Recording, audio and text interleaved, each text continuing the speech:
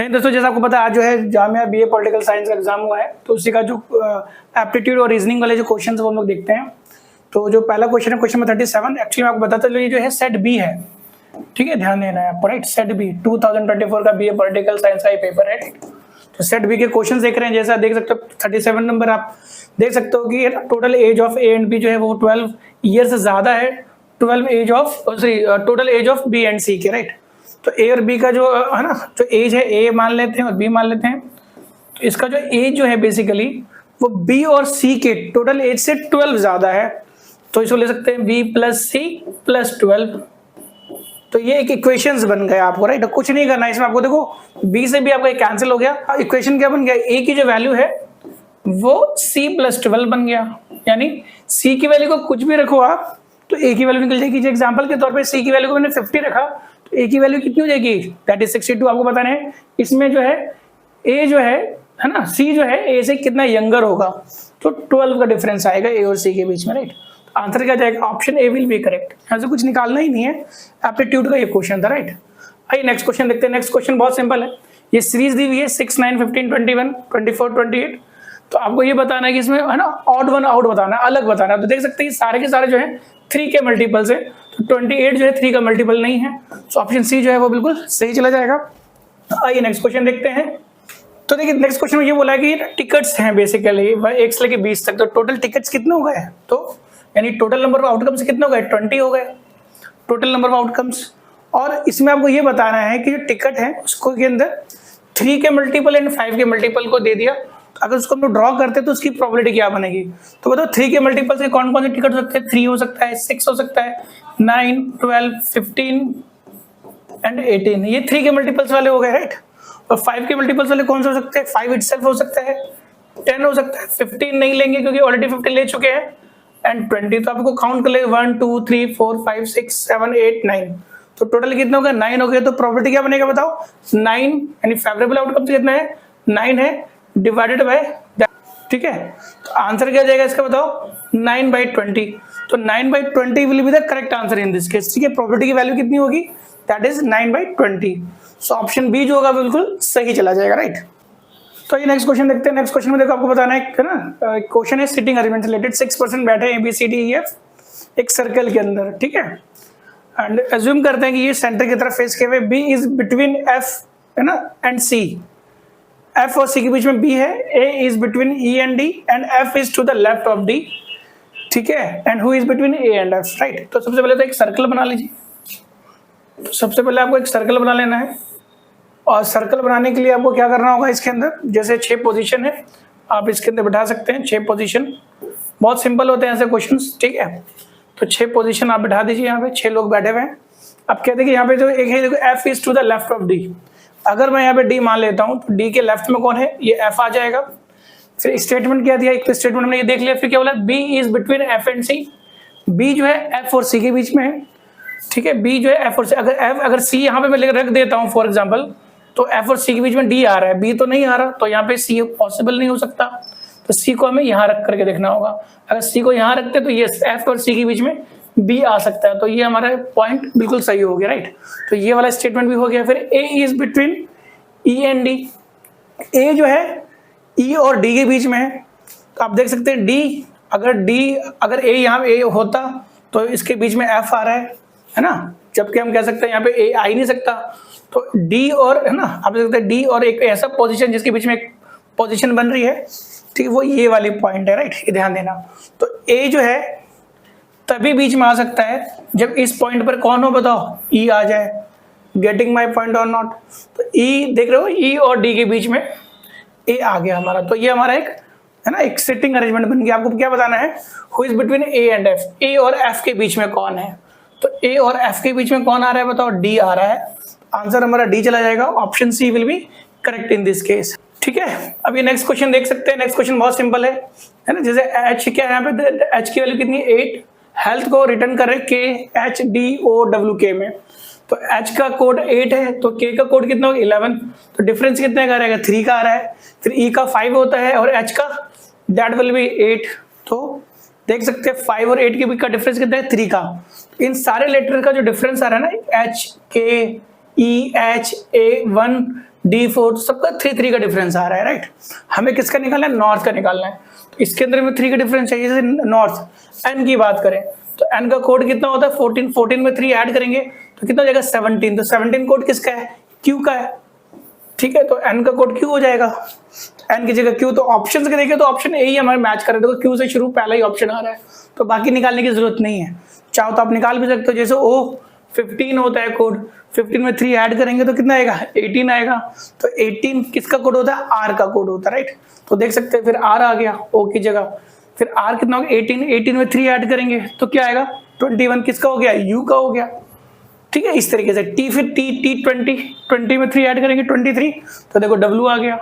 फिर एच कितना है 8 है, 8 में 3 ऐड करेंगे तो 11 बोले तो के। तो देख सकते हैं ऐसे भी आप लोग कर सकते हो, राइट।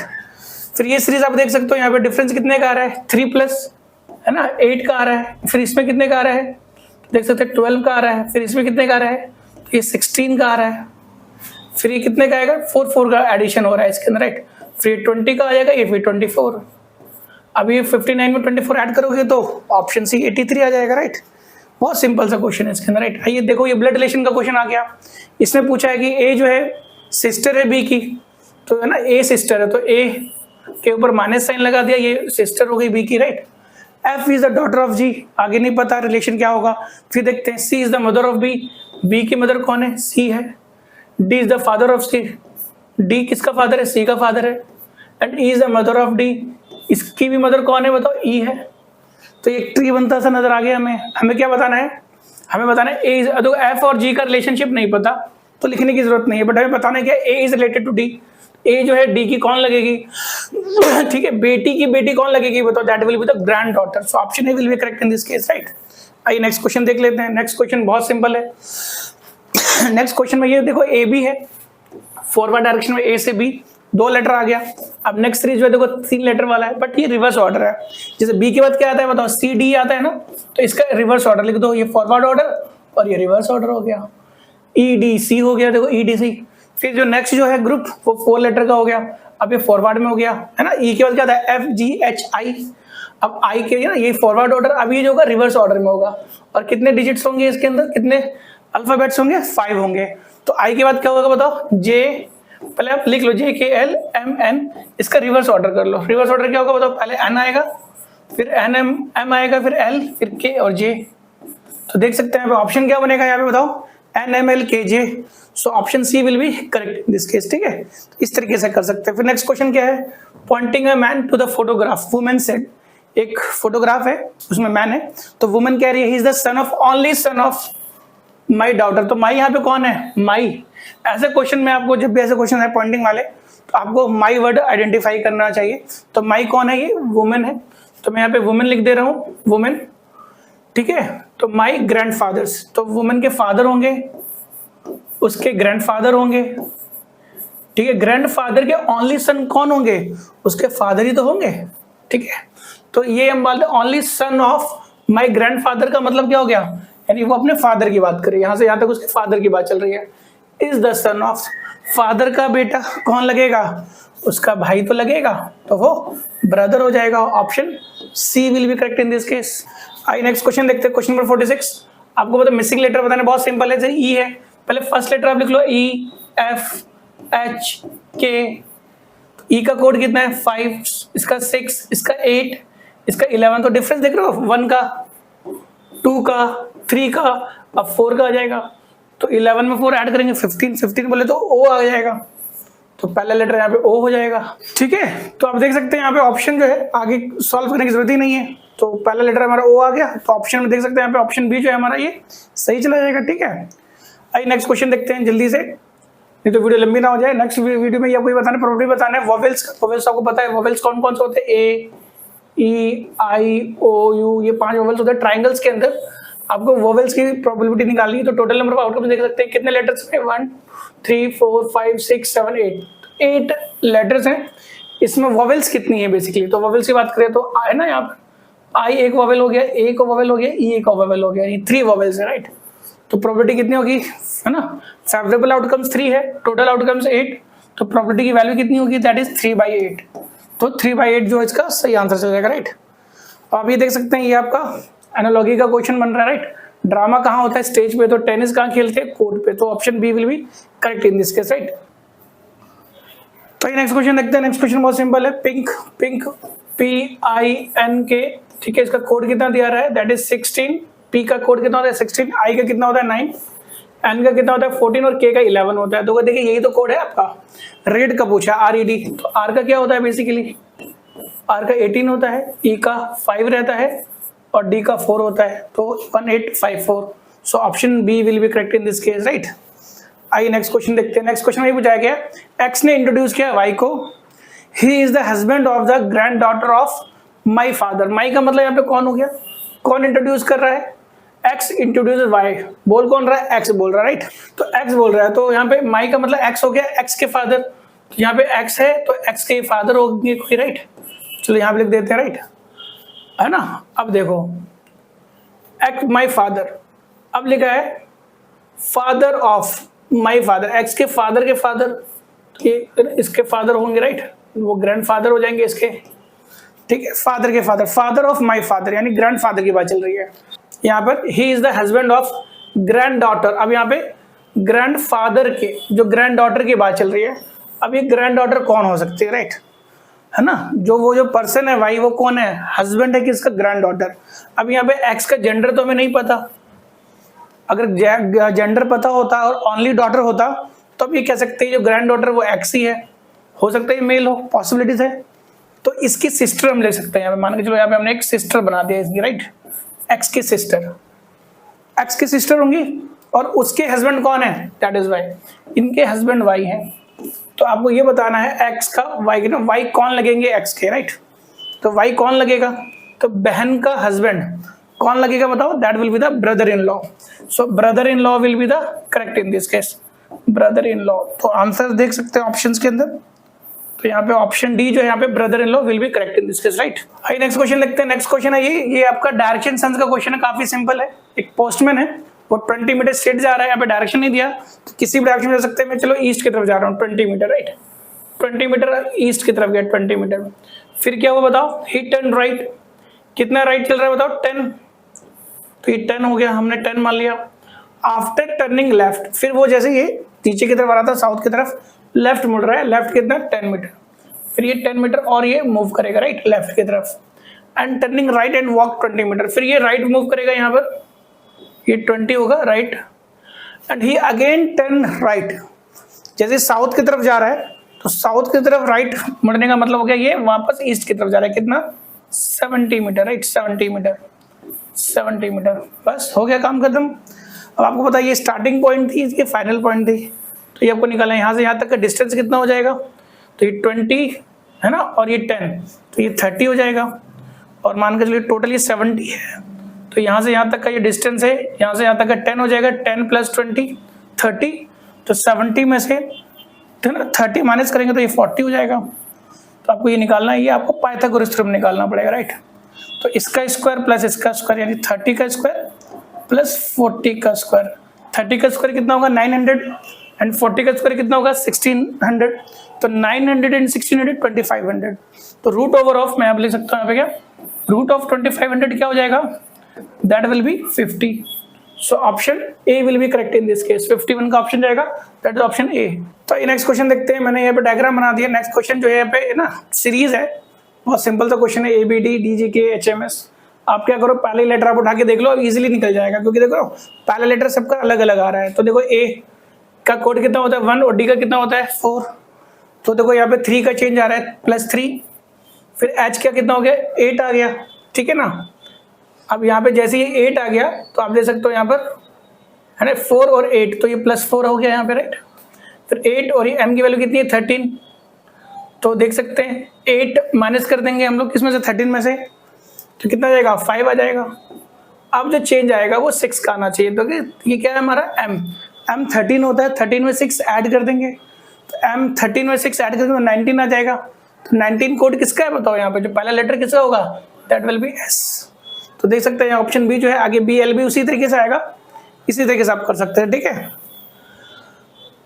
बाकी क्वेश्चन में 53 देखो, Ajay is a friend of Rakesh pointing to an old man. Ajay asked Rakesh who is he, Rakesh said he is son of, यहाँ पे कौन कह रहा है, यहाँ पे राकेश कह रहा है।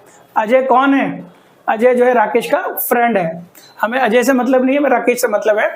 Pointing to an old man, old man की तरफ देखते हुए अजय कह रहा है, ठीक है, सॉरी राकेश कह रहा है अजय से, right. Pointing to an old man Ajay asked Rakesh, Rakesh से पूछा अजय ने कि ये कौन है। फिर राकेश ने कहा, क्या कहा, हिज सन इज माई। अब माई यहाँ पे कौन है, माई यहाँ पे राकेश है, राइट, राकेश, राकेश के सन का अंकल, राकेश माई सन्स अंकल, यानी राकेश होगा यहाँ पे, राकेश का यहाँ पे बेटा होगा, उसका अंकल कौन होगा, इसका भाई तो होगा, ये इसका भाई होगा, राइट, इज, है ना, हिज सन, ये वो जो बंदा है, मतलब उसके बेटे का जो अंकल है, उसका भाई, वो क्या है, उसका बेटा है। किसका बेटा है, उस जो भी वो पर्सन था, ओल्ड मैन था, ओल्ड मैन की बात कर रहे हैं, वो ओल्ड मैन का बेटा होगा, तो ऑब्वियस सी बात है, यानी वो उसका फादर होगा, तो ये ओल्ड मैन होगा, राइट, ये ध्यान देना। ओल्ड मैन जो है उसके भाई का फादर होगा, यानी मैं कह सकता हूँ राकेश का भी वो फादर होगा, राइट। तो ये पता है old man is related to Rakesh, Rakesh का कौन लगेगा, भाई का फादर यानी father. Option C will be correct in this case, right. चलो नेक्स्ट क्वेश्चन देखते हैं। नेक्स्ट क्वेश्चन बहुत सिंपल है, आपको ये बताना है, एक टेस्ट है, उसके अंदर 1/3 स्टूडेंट है, उनका जो मीन है वो आया 60, जो रिमेनिंग जो स्टूडेंट्स है उनका जो मीन आया वो 78, तो होल ग्रुप को मीन निकालना है। बहुत सिंपल है। तो अगर हम बात करें, है ना, सम, यानी यहाँ पे पहले पकड़ते हैं 1/3 स्टूडेंट्स का, तो सम ऑफ 1/3 स्टूडेंट्स का फॉर्मूला क्या होता है, that will be the mean और average into the number of students. तो नंबर ऑफ स्टूडेंट्स को अगर मैं मान के चलूं, है ना, जब 13 स्टूडेंट्स होंगे तो टोटल नंबर ऑफ स्टूडेंट्स अगर n होंगे तो 1/3 स्टूडेंट्स की संख्या कितनी होगी, दैट इज n/3, ठीक है। तो यहाँ पे सम जो होगा मीन की वैल्यू कितनी आ रही है, दैट इज 60 इंटू, ये हमारा मीन हो गया, इंटू द नंबर क्या होगा, टोटल नंबर ऑफ स्टूडेंट्स को n माना है, तो 1/3 स्टूडेंट्स की बात करेंगे तो n/3 हो जाएगा। तो 13 स्टूडेंट्स का सम कितना हो गया, दैट इज 60, है ना, इसको सॉल्व करोगे तो ये 20n हो जाएगा, राइट, 20n।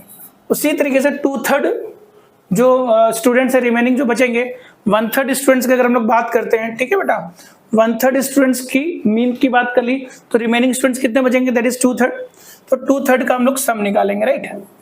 तो उसकी वैल्यू क्या हो गया, अगेन मीन की वैल्यू यहाँ पे कितनी आ रही है, दैट इज 78, उसको हम लोग मल्टीप्लाई करेंगे किससे, n/3 से, राइट, क्योंकि टोटल नंबर ऑफ स्टूडेंट्स अगर n होंगे तो 2/3 कितना हो जाएगा, 2n/3 हो जाएगा, राइट। तो इसको आप सॉल्व कर लो, ठीक है, 3 goes 2 times and 6 times 26 into 2 that is 52n हो जाएगा। ये सब निकल करके आ गया। अब हमें पूरा जो है पॉपुलेशन, उसका हमको क्या निकालना है, एवरेज निकालना है। तो एवरेज क्या होता है, formula some of all the elements, तो 1/3 स्टूडेंट्स का सम 20n एंड 2/3 स्टूडेंट्स का सम 52n। तो बस इसको आप जोड़ दोगे, that is 20n plus 52n divided by total number of students कितने हैं, n है, यही तो हमने अज्यूम किया था। तो देख सकते हो यहाँ पे जो वैल्यू निकल के आई है, that is 72n by n, तो n से n कट जाएगा, तो वैल्यू क्या बच जाएगी, दैट इज 72। तो बहुत सिंपल सा क्वेश्चन है इसके अंदर। नेक्स्ट क्वेश्चन है इसके अंदर की बोला गया है कि 50 से लेकर के 99 तक अगर 2 and 7 का प्रयोग ना करें तो कितने नंबर्स आप लिखे जा सकते हैं। तो 50 से आप लिख सकते हो, देखो 50, 51, 52 नहीं लिखना क्योंकि 2 आ रहा है, तो 53, 54, 55, 56, 57 नहीं लिखना, फिर 7 मना किया गया, तो 58, ठीक है, 1 2 3 4 5 6 7, 58, 59 एंड 60।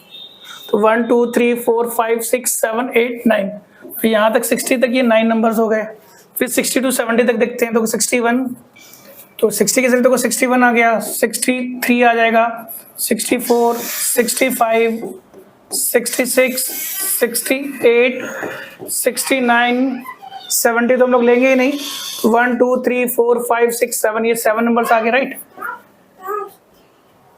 फिर जो 70 की सीरीज बात करें, 70, 71 वो सब हम लोग नहीं लेंगे, राइट। फिर हम सीधा 80 में आ जाते हैं, 80, 83, ठीक है, 80 मैंने लेना भूल गया यहाँ पे, 80, 81, 83, 82 तो ले सकते हैं, 2 and 7 लेना नहीं है, तो 84, 85, 86, 87 नहीं ले सकते, 88, 89 एंड देन 90। तो 1 2 3 4 5 6 7 8 9, फिर अगेन यहाँ पे 9 आ गया, है ना, 99 तक जाना है। फिर 91 लेंगे 92 नहीं, 93, 94, 95, 96, 97 नहीं लेना, 98 एंड 99। तो 1 2 3 4 5 6 7, अगेन ये 7। अब देख सकते हो 9 + 9 18, 18 और 14 दैट विल बी 32। तो टोटली कितनी बार लिखे जा सकते हैं? 50 to 99 की बात करें तो 2 and 7 जो डिजिट है उसको यूज ना करें तो option will be A will be 32। 32 will be the correct answer in this case, right. आइए लास्ट क्वेश्चन देखते हैं।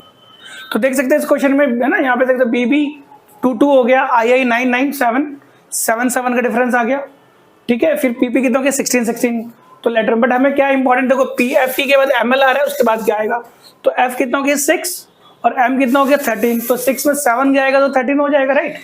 फिर E कितना है, दैट इज 5 और L कितना होता है 12, तो फिर 7 का डिफरेंस आ गया। फिर 7 आप चेंज कर दो इसके अंदर, ठीक है। मतलब हम बात करें तो ये देख रहे हो, अब जो ये M है, M का कोड कितना होता है 13 होता है, राइट। तो 13 में हम 7 ऐड करेंगे तो कितना होगा 20 का मतलब T आ जाएगा यहाँ पर, राइट। और फिर L का कितना है 12 में 7 ऐड करेंगे तो 19, तो यानी S आ जाएगा। तो ऑप्शन ए जो होगा बिल्कुल सही चला जाएगा, option A will be correct answer in this case. तो ये क्वेश्चन आया था। आई होप कि आपने जो भी आंसर्स किए होंगे इस बेसिस पे अपने आंसर जो आप टैली कर लें।